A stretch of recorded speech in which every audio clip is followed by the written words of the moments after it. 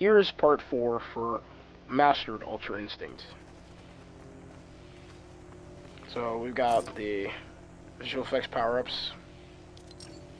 These ones are pretty straightforward. Okay, so we've got the sparks. I did a little bit of pink at the end of this one, but you don't have to. So here's how I'll have it set up. So you could just copy this one and then do the same thing, but with a different color. Preferably white, and if you choose, you can do like a little bit of pink at the end. Then for the VFX, it's actually pretty simple. Same thing with the duplication, you know, like the usual stuff. But this one actually has 4 colors, so you'll see there's a bit of like a bluish gray, white, like a purplish pink, and very like blue. So I'll go through those.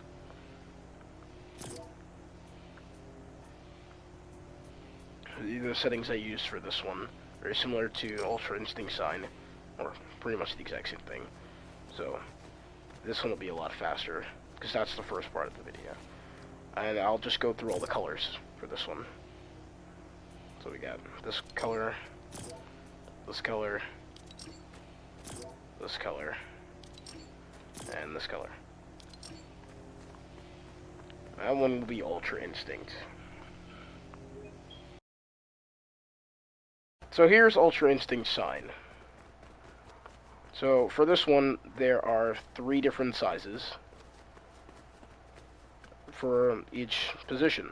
This one is base, center, and head. You'll have to duplicate it twice and change the color, of course. So start with base. So these are all the settings you'll need for this. They're very similar. This one is center. Not much really changes, so you can copy these over and replace them. This one's head. Sorry if I'm scrolling fast. But once you do that, then you will just duplicate it twice and then change the color. This one will be this color, and this one will be this color. You're also going to want to throw in some sparks, some sort of like randomized sparks. I did it like this. This was my preferred color.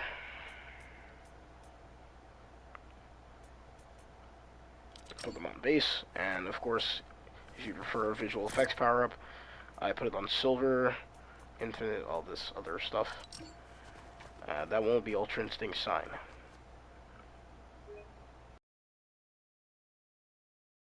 Also highly requested, it was how to set it up using the signal remote and the pop-up dialog. So here's a basic setup of what it would look like when just using 2 pop-up dialogs.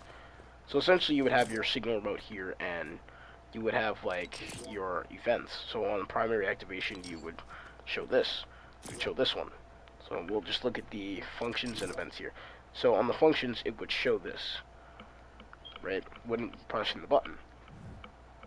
You're also going to want to have your second one set. You want to set up your second one at the same time that you're setting this one up.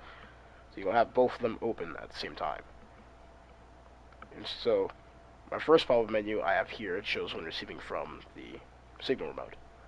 And whenever I respond to button 1 on the second pop-up dialog, it will also show this. This will also hide when you're pressing button 6 on this pop-up dialog. And of course, it's going to do the same thing on this side. It'll show when receiving from, well, this one I just have set up on second fire, but when you're pressing button 6 on menu 1, or pop-up dialog 1, it will show this. You can also look at your events to see if you have something else set up. For this one, I have teleporters for my map. This one is how I use my VFX. This one has 5 different menus. So you would do the same process you did with this, but you would do it for 5. Which takes a little longer, but it works. And there's no glitches in between. Unless you have one that's, unless you like copied it over doing the same thing. And then like this one would be linked to that one instead of that one.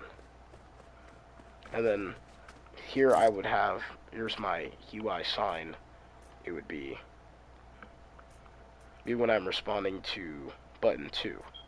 And I would have all the VFX spawn on the player. And for Mastered Ultra Instinct, it would be this one, when I'm responding to button 3.